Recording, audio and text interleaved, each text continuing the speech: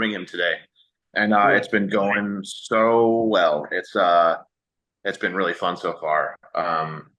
It's just good to be back over here again and playing some new songs in our headlining set, and yeah, it's been awesome. Cool. Cool. And you're playing Birmingham today. Is at home of the great Black Sabbath. Yes, yes, home of Ozzy. Yep. Exactly. Yes. So you're touring for this new album, Searching for Solace, been out since April on Epitaph Records, and it's getting great feedback. So, some people were saying that this album they love it, but they feel like it's less heavier than your previous records. So, what do you think about it? I that doesn't make any sense to me because it has the heaviest stuff we've ever done on this record.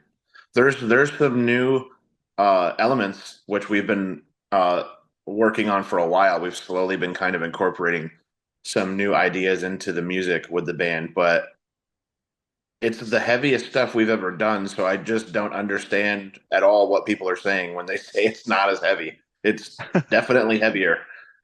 Right. Yeah. Um, um, you have songs like Searching for Solace, the songs that gives the title to the album. I was checking on the comments on YouTube, and it's funny because people were saying, I noticed some architects or While She Sleeps vibes. Do you also notice this? Do you think they influence you, or is just something that's made up? I could definitely see where people would draw that comparison. But if I'm being honest, even though those are our friends, like they're not an influence that we pull when we're writing. No, it's definitely some newer ideas that we've been going with, and I can see why people would think that. So talking about new ideas and new directions, drum wise, did you try something different this time for this album? Drum wise, I mean, no, not really. I just you know, I put my flair on the instrumentals to the guitars of what I would do. I am the main writer of the band. Like I write the majority of the guitar parts and play them, and so I'm basically playing drums to my guitar, Hmm. and I'm pretty much more focused on the guitar stuff than the drum stuff, if I'm being honest. That kind of comes last for me. One thing that people loves about the Ghost Inside always is the contrast, because as you say, this is your heavier album in some ways, but it's also the contrast with the melodies, right? So would you say this is a trademark for the Ghost Inside, the contrast itself? Oh, absolutely. Yeah. We've always been a band. Every single record, you can go back to the first one, even the A Dying Dream record that predates the name The Ghost Inside. There is like a big blend of heavy and aggressive, but melodic and emotional. And that's what we do best. That's what our DNA is. And we've continued to do it on this one. And while it is some of the heaviest material that we've ever written as a band, it is also the most melodic and emotional, and uh, especially with the clean vocals, a little bit more of those on this record. It's definitely, I would say, amplified both of those elements the most on Searching for Solace. So you're doing a long tour. You're coming to Spain. An album finds you in a new place that you haven't been in the last 3 or 4 records. It means that I think three of you guys are married. You have kids. I think it's more difficult to leave home and go for these long tours. How do you see going on tour like 10 years ago and now? Yeah, it is so familiar but so different at the same time. It's a lot of planning, especially with myself and my way of having to get around now. Hmm. I have to sort of plan my days and make sure I have accommodations set so that I can live comfortably on tour. Uh, 10 years ago, it was like nothing. I had both of my legs, and none of us were injured, and we were like a lot younger. Now we're older, and we're all banged up, and it can be a little bit more difficult. For instance, being on the tour bus And the most common way to do that when we're over here on this side of the world is to do it in a double decker bus. I'm 6 foot 4 inches tall, and being in those buses is pretty difficult being able bodied. Now, Mhm. with a prosthetic leg, throws another level of difficulty into it. So it is definitely much more difficult on the logistics side of touring to do it now than back then. Mhm. But just so grateful that we can do it at all to any capacity, and that just knowing that and being grateful for that makes it easier and easier. So a lot of bands also like you released an album during the pandemic, and this was pretty hard. You released your self-titled album right there around there, but Yep. it was a feeling that uh, none of those bands could really promote the album. They couldn't do shows. They couldn't do a long tour. Uh, what is your impression of that era? Yeah, that was a difficult time, obviously, for the entire world. That was a challenging time to just be alive and exist. Like that year, I think everyone in the world would agree that that year can just fuck right off. It was not a good time, and and we did have conversations leading up to it on do we release this or do we wait? And we went back and forth on it for a little while, and that was before deciding that we wanted to release it.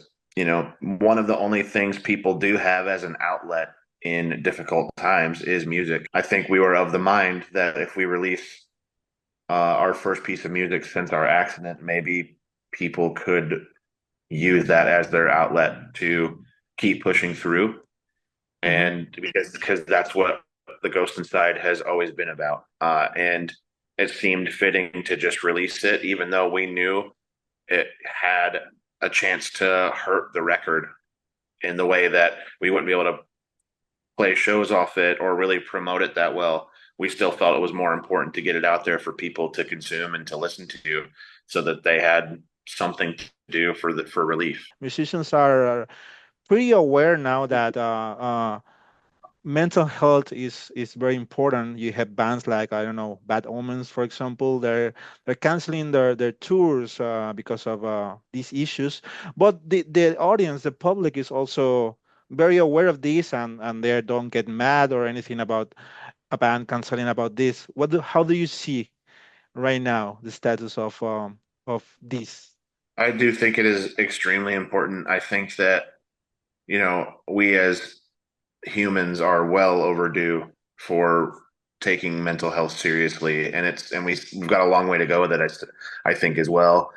We can all be guilty of not keeping ourselves mentally healthy. Sometimes we don't even realize that we're mentally unhealthy, and we have trauma that we need to release, and it can physically affect you as well as Mhm. mentally, and it is so important to uh, spread awareness about it and to encourage people to take it seriously and things like going to therapy and just talking to someone, not bottling it up. It's so important to talk about your feelings and to seek help, because if you don't, it can really be detrimental to a human being. We have a lot of songs dealing with the issue, and so do many other bands in our scene, which is, it's kind of ironic because a lot of people might judge our style of music as like,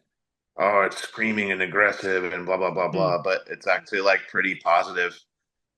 For the most, there's a lot of positive themes. But there are new bands like I don't know. You were touring with Parkway Drive in Australia. That would be amazing, and they are considered as one of the bands that probably will be the next headliners for the next 10 years.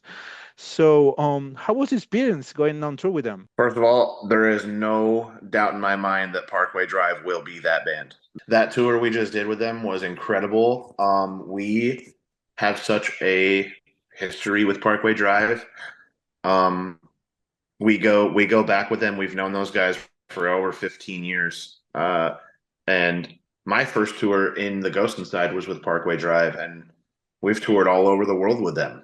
And it was just really, really heartwarming to see my buddies up there selling out arenas for their 20th anniversary and them asking us to come along for it. That what an incredible opportunity that was for us to play in some really big arenas in Australia, which is another place where our band has a lot of history and a lot of fans. And on the other side, there are a lot of big bands from our youth that are saying goodbye. They're doing farewell tours. Last week I think it was No Effects. We're doing the last shows. But on the other side, we have bands like Slayer that are coming back after 5 years of splitting. So, what are your thoughts on these farewell tours, especially for bands that you think that they can go on for another 15 or 20 years? Yeah, I mean, well, first of all, it makes me feel old, kind of, because a lot of these bands that are doing their final farewell tours, I'm like, they're a lot of them are bands I grew up loving and naively thinking would be around forever. But I think that it's an inevitable thing when you do this in this business that like it's going to come to an end sometime. And I also think that it never is truly the end. In some cases, sure it is, but there's been so many times when bands call it quits, but then they reunite. And I think it's happened. It was just announced today. The band Crossfade is making a comeback. They've been Hmm. done for a while, and it's just like you know what? I think that that's kind of cool. It doesn't bother me if the band's like, "This is it, we're done." It's just kind of one of those things, and I hope that the Ghost Inside is far, far, far, far, far away from that because I don't have any plans on stopping doing this anytime soon. This is all I want to do, and yeah. But one day that will come. I don't care if I'm. It might have to be when I'm 60 years old or something, but I'll give it everything I got until that day comes. So, if we go into Spotify and and we search for your most streamed or popular songs, we find Engine 45, Aftermath, Safe and Sound. Those are songs that people love about the Ghost Inside. But for you, if you have to choose one song, people will remember you for that song. Which song will be? I think that I might choose the song "Wash It Away" because I think that "Wash It Away" was a bold song for the Ghost Inside to write, record, and release. I think Hmm. that we stepped into a new territory and it elevated the band in a way that maybe we weren't quite sure was possible, but we're seeing that it is. And it shows that you can kind of create your own path, right? Like you can literally wash it away, start over with a clean slate, and remold yourself into something bigger and better. Musically, it just has all the stuff that I like in rock and like metal music. It has a super catchy main riff. It has a huge, infectiously catchy chorus to sing along to, and it just like has all these pieces that I love. And if I was going to pick a song to make an impression on someone, that would be the one, I think. Well, Andrew, just to finish the interview, you are doing this European tour with Gideon and Boundaries. As we said before, you're coming to Madrid and Barcelona in November, right? These are great bands. But if you could recommend other bands we should listen to, any bands, any style, do you have any recommendations? Yeah, so I've what I've really been into lately.